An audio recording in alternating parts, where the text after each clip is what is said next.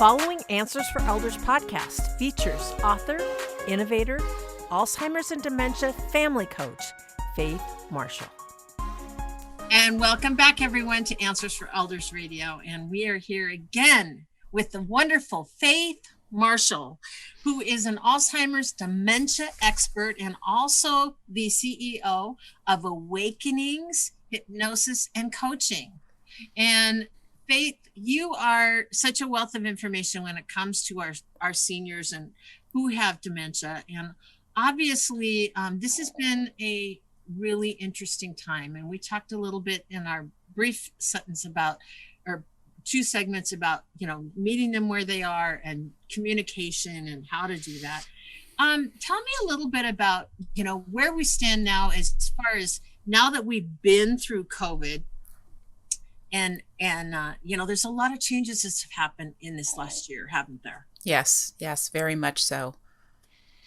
And every family has faced, I think every family I know has faced someone that they've either lost or know of that has lost someone to COVID. That brings kind of that heaviness of your heart. Mm-hmm. Yeah. And obviously the heaviness of that heart, just in the whole process, how does that affect someone with dementia?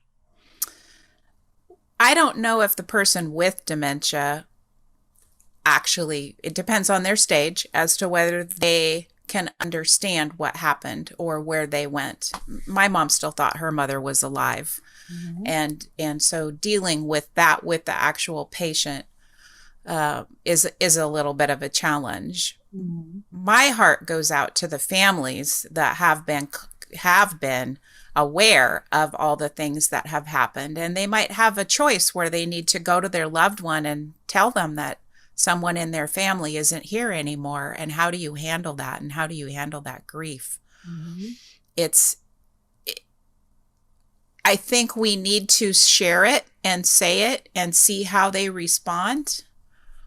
Their response might be sadness. Their response might even showing pictures of the person, depending on where they're at. Mm-hmm. It can be heavy on your heart as the loved one, as the caregiver, as the daughter, as the spouse, to have that expectation of sadness, and then maybe you get it and maybe you don't. Mm-hmm. So it's baby steps.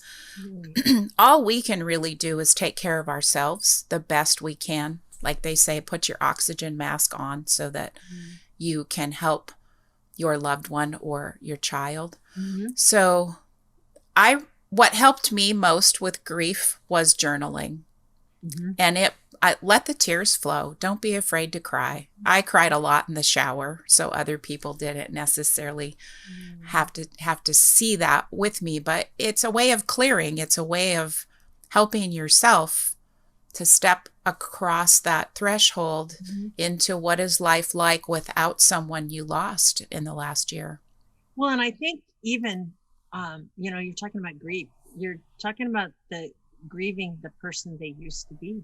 Yes. If they have Alzheimer's dementia, it's like when you have the title of your book, I Miss You, Mom. Yes. The person that you're talking to is probably in many ways your mom, but they're not your mom anymore. Mm-hmm. And having to adjust to that, there's a grief process that we as family members go through. And certainly also there's a challenge that we have when it comes to, trying to deal with our own guilt, just because we haven't been around our loved one for a year. And there's a part of us that still feels this responsibility, this duty to a loved one. Would you kind of address kind of some of those feelings that people might be having too?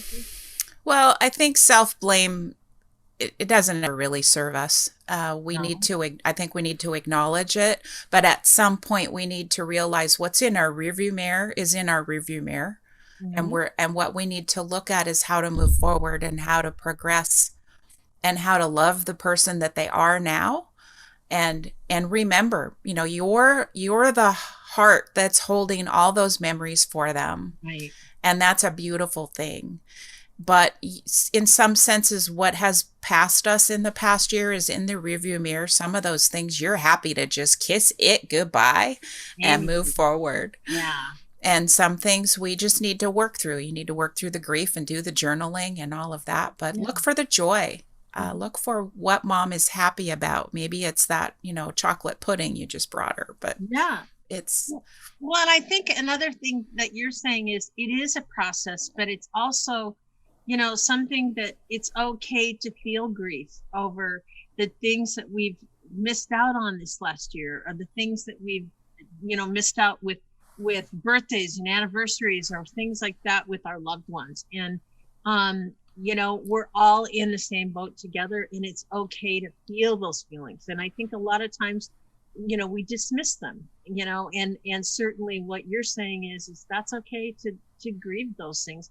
Even to this day, I have moments where my mother passed away 10 years ago, and I still have little moments of, wow, I should have done this better, or I should have done that better. And those are normal feelings that absolutely through your life, Yep.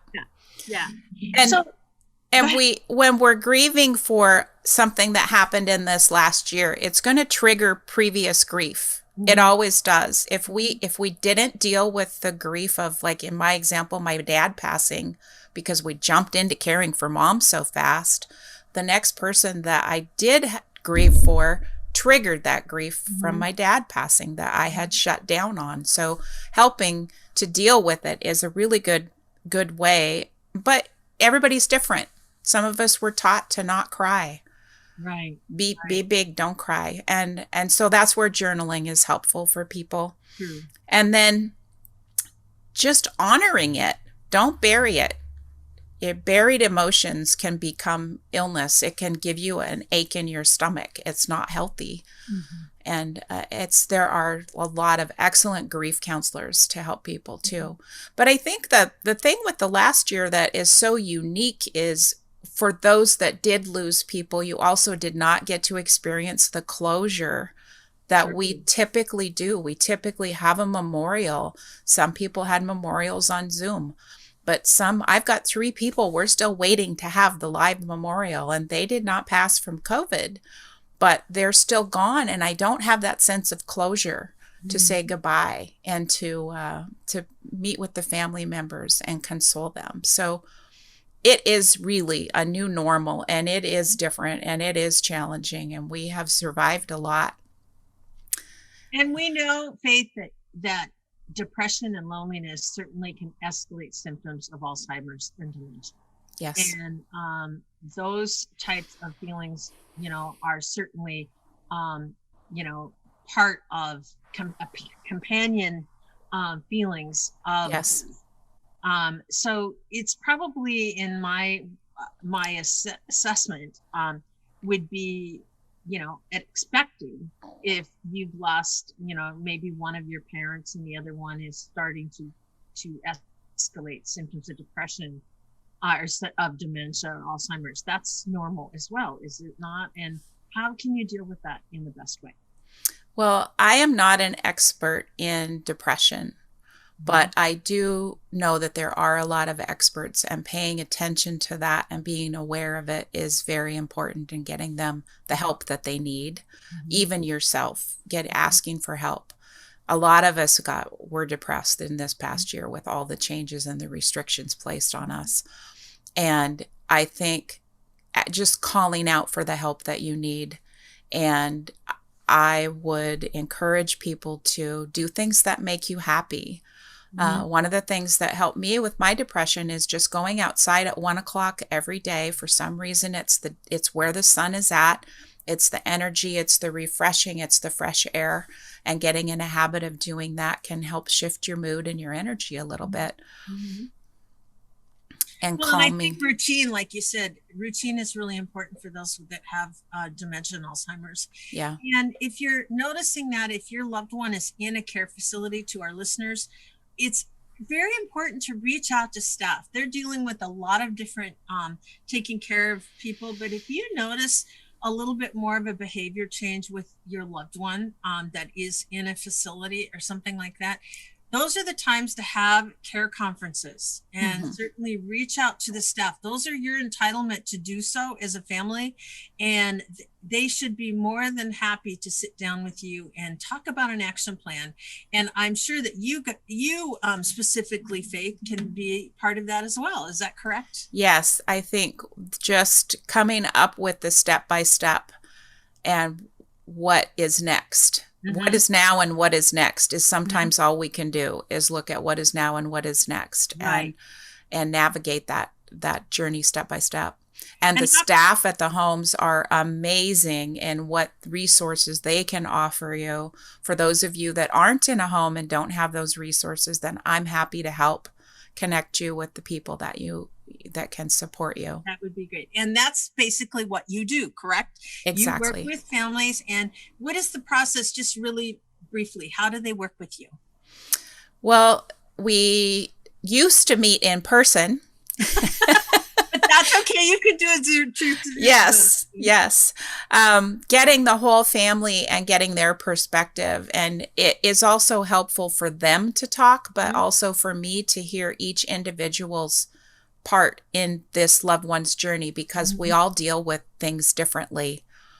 Some are a take charge, some are let's just kind of hold back and see where I'm needed. Some are busy. I had kids in school, and I had a brother that was retired, so he kind of did a little bit more. So each family is very unique in how I can help them.